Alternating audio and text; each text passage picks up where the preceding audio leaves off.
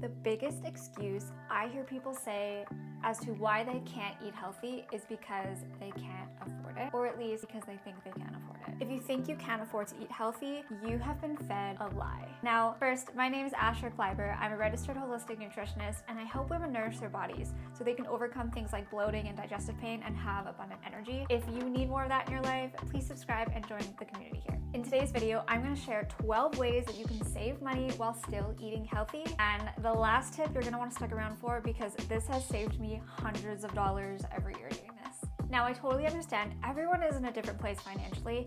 I totally respect that. I know that the way that maybe I eat is not feasible for everybody. And I don't want to say that there's necessarily one way to eat healthy for everybody, but there are ways that you can save money, you can eat well, still move in the right direction, and still eat quite clean, and save money on stuff that you just don't need. I feel like there's this idea that we need all these fancy things and all this extremely high quality food all the time to be able to be healthy and eat healthy, and that's just not the case. I would encourage you to eat in a way that you can afford and do the best you can with what you have in your current situation right now. Stop comparing yourself to maybe what I'm even eating or to what other people are eating, because it just might not be feasible for you, and that is okay. I will say that I feel like I haven't accurately portrayed how I eat on this channel yet, because I haven't done many what I eat in a day videos, and if that's something that you guys want to see more of, please let me know in the comments, because I can definitely share more of those. First, before we get into those tips, we have to address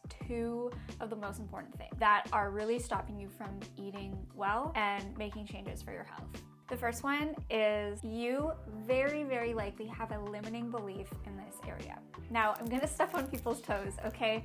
Don't get offended. It's okay if you do, but I say this out of love. There is going to be a limiting belief. There's going to be a misbelief in this area. They are very much subconscious beliefs that people have around these different areas of their lives, including their health. So if this is an area you feel like you just can't break through in, you have to assess your beliefs about it. You have to look deeper and you have to say, okay, what do I actually believe about this? Maybe you grew up in a family where your parents always said, oh, you have to be rich to eat healthy. And that's something that you kind of grew up in. So now that's an idea and a mentality that you have. That's just one example. There could be many reasons, but I would really encourage you to look a little bit deeper into this, because you'll never sustainably eat well until you address those limiting beliefs. Second thing to address if you feel like you can't eat healthy is you need to assess where your priorities are. To do this, I would just say, look at your credit card statement.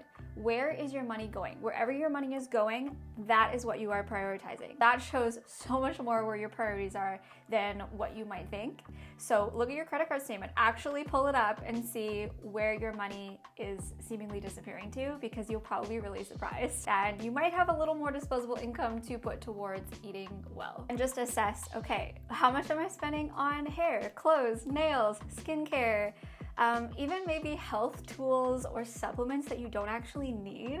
There are so many things that we are just wasting money on because we think we should be using them or taking them or having them for some reason. There's just a lot of ways that we can trim in other areas to prioritize eating clean, because it's your health. And if you don't have your health, it's going to be really hard to really flourish in life and have this great life that you are meant to have. If your priorities are going towards other things, they need to shift.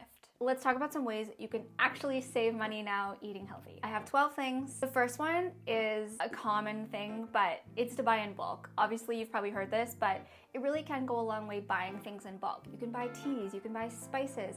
I buy my organic spices in bulk, and I buy spices maybe once a year, and I use them every single day, and they last me a really long time. You can even buy grains, of course, legumes, beans, those kind of things in bulk. But I would encourage you to think outside the box a little bit. You don't have to just buy dried goods in bulk. If there's something that you absolutely need, for example, I'll never not use a face oil. I buy that in bulk because I buy it once and I'm good for like most of the year. And I usually save money. I usually buy it during Black Friday, and it just goes so far. Deodorant, that's another thing. I'll buy things in bulk so I can allocate resources and finances toward food and spending a little more on good quality food. Number 2 is to stop buying prepared foods. This is such a money hole. People don't even realize how much money they're wasting. Don't buy the pre-cut fruit or the salad boxes or the shredded chicken. These things have their place, and I get when you're really in a pinch, you need something. Something is better than eating out or not eating at all. But don't make this a regular habit, because you will waste so much money buying these things. You really can save a lot here.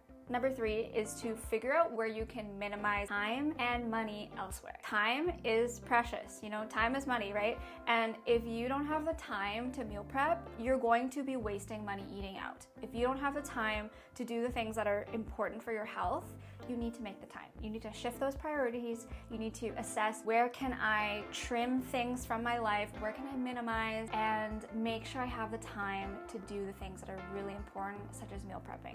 You can batch cook even for multiple weeks, freeze things ahead of time. Number 4 is to actually buy frozen fruits and vegetables. I think a lot of people don't realize that frozen foods are actually more nutritious when you can't get them seasonally. So if you're in a place like now, it's November, it's winter, we can't get as much fresh food here. So I buy my fruits and my vegetables, a lot of them, frozen. And you're actually getting fruits and vegetables that are frozen at peak ripeness. They have the most nutrition in them because they're frozen at peak ripeness. And they're often more nutritious than getting vegetables that have been shipped halfway across the world fresh, because by the time they get to you, there's not a lot of nutrients in them anyway. So this is a really good tip, and you're gonna save so much money doing that. Number 5, skip the gluten-free foods, the specialty gluten-free foods, the breads, the crackers, the chips, the pastries. They are not good for you anyway, and they are so expensive. You will save so much money each week just skipping the breads and the pastries and the packaged gluten-free foods, even pastas. I will eat pasta once in a while and I get a good quality pasta, but don't make these treats a regular thing. Make items that you love, like I'll make a bread once in a while, I make a banana bread, I'll make muffins, cookies, things like that, and you just save so much money doing that instead of buying them in store, and they're so much healthier for you anyway. Number 6 is to drink water, okay? Drink good old water, not tap water. Make sure it's filtered spring water, something that's really nutritious, mineralized ideally, but just drink water, you guys. You don't need the bubblies and the Zevias and the gut shots and the health shots and the ginger juice. You just don't need it. Drink water, drink the good stuff. Get used to drinking water. If you hate water, sure, flavor it with certain additives. Like sometimes I'll use Element. My husband loves Element. Sometimes I'll use fruits or, you know, like lemons, limes, that kind of thing. Sometimes I'll make lemonade just because I don't feel like drinking a lot of water that day. But get used to drinking water and drink pure water. Number 7 is to make your own dressings, dips, and sauces. I save so much money doing this. I don't normally buy sauces pretty much ever. I buy Chosen Foods avocado mayo and I make tons of sauces with that. I always make an aioli, also Coconut Secret. It's coconut nectar. It's like soy sauce but soy free. Those two are kind of staples for me, and then maybe a hot sauce, and I make tons of sauces with those items. You can make such good dressings and sauces at home for a fraction of the price. Number 8 is to buy the regular items and skip the individually wrapped items. Like sometimes I'll buy bone broth powders because I like to travel with them. They're not going to be as nutritious as regular bone broth, but they come in little packets, right? Just buy the regular size. Colostrum, supplements, greens powders, collagen, seasonings, protein powders. Skip the little individual packages. That goes for really anything, not just food items, but like skincare and other things too. Just buy the regular bigger item. You'll save a lot of money. On that note, we also want to supplement strategically. There's so much money wasted on supplements that aren't really good quality, aren't necessarily going to be the right thing for you, and honestly just aren't going to be effective. They might not have the dosages that you need. And I find a lot of people are just buying things because they see them online, but not because someone's actually directed them to buy them. So I would encourage you, ideally, work with the guidance of a professional and also just supplement with a purpose. I am not constantly buying all these different supplements and products. I want to sometimes because I see them and they sound really great, but I supplement strategically, so I would encourage you to do that as well. Number 10 is to not rely on meal prep services. I think meal prep services have their place, especially if you're very, very busy, but if you don't know how to cook, there's YouTube, there's Pinterest. I would just encourage you to not rely on meal prep services, and again, prioritize where your time and energy are going so you can have the time to meal prep. Usually with meal prep services, you're paying an upcharge, they're not organic, they're not as healthy, and you can make things for a fraction of the cost, and they're just they're not necessary. On that note, I would say grocery pickup or grocery delivery as well. That's the same idea.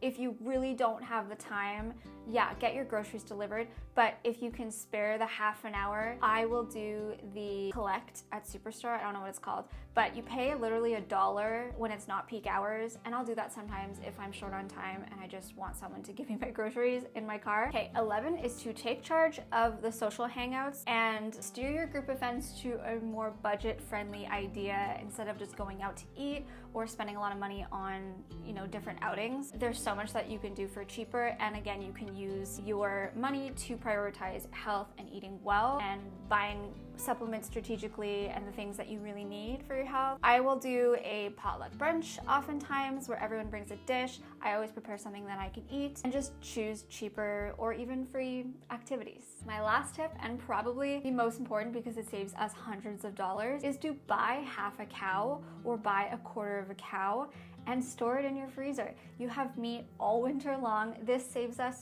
so much money, hundreds of dollars, buying grass-fed, grass-finished, organic, non-medicated meat that we have in our freezer all winter long. It saves so many trips to the store. Right now we don't have meat in our freezer, so I have to go to the health store all the time to pick up meat, and it's honestly, I hate it. I hate having to go to the store all the time just for meat. Having a good farmer that you know that has good practices, that's organic, again, grass-fed, grass-finished, all those good things, it's gonna save you so much money buying in bulk and having those people on your, treat them like your healthcare team, you know, like having a good farmer is like having a good nutritionist or a good naturopath. Know your people that are helping you out, know how they're raising their meat, and stock up because it's gonna save you so much in the long run. Of course, it's more expensive now, but see how you can, again, allocate your budget, allocate those finances towards prioritizing stocking up your freezer with meat so you don't have to spend the upcharge at the grocery store. It's awesome. Just a little bonus tip before I close here. Try to stop comparing yourself to what other people have.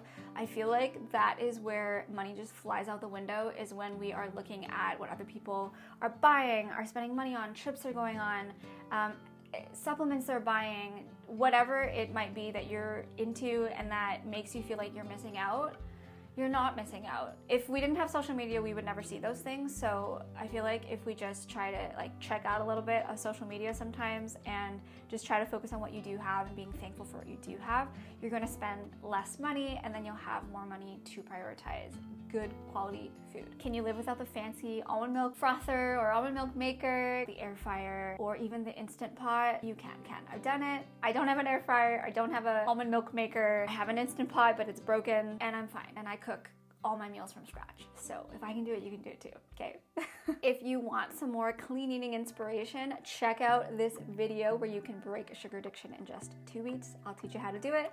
And if you like this video, please give it a like and subscribe to join our community here. Thanks so much for being here. And remember, you're made to flourish. I'll see you in the next one. Bye, guys.